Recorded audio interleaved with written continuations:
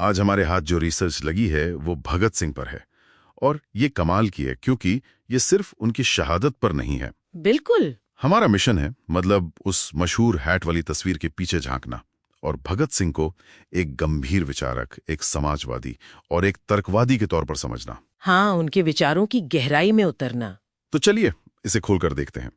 कहानी शुरू होती है एक ऐसे घर से जहां कह सकते हैं क्रांति हवा में ही थी। उनके पिता, चाचा सब स्वतंत्रता सेनानी थे। लेकिन जो असल मोड़ आया वो तब आया जब वो सिर्फ 12 साल के थे। जलियांवाला बाग हत्याकांड। हाँ, कहते हैं कि वो उस जगह से खून में सनी मिट्टी एक बोतल में भरकर ले आए थे। ये सिर्फ एक भावनात्मक पल नहीं था, ये एक संकल्प था ब्रिटिश राज को उखाड़ फेंकने का। बिल्कुल। और शुरुआत में तो उन्हें भी लगा था कि गांधी जी का अहिंसक रास्ता ही सही है। वो असहयोग आंदोलन में भी शामिल हुए। लेकिन फिर चौरी चौरा कांड हुआ। गांधी जी ने आंदोलन वापस ले लिया तो उनका भरोसा टूट गया। एक तरह से मोहभंग हो गया। उन्हें लगा कि सिर्फ अपील करने से या अहिंसा से आजादी नहीं मिलेगी। इस मोहभंग ने उन्हें एक तरह से बौद्धिक खोज की तरफ धकेला। अच्छा, तो यहीं से वो वैचारिक सफर शुरू होता है। हाँ, बिल्कुल। लाहौर के नेशनल कॉलेज में उन्होंने दुनिया भर की क्रांतियों को पढ़ना शुरू किया।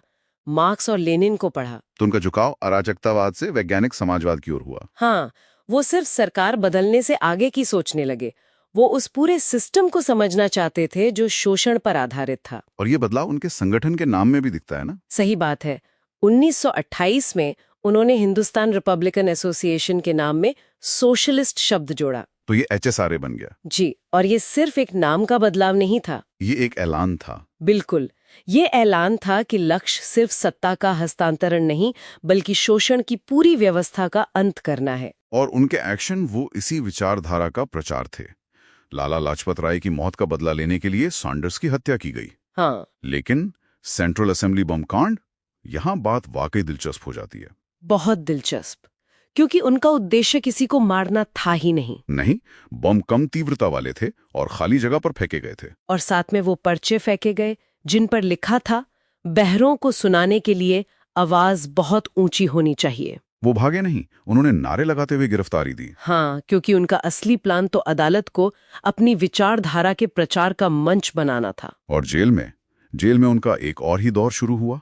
एक बौद्धिक तपस्या का दौर।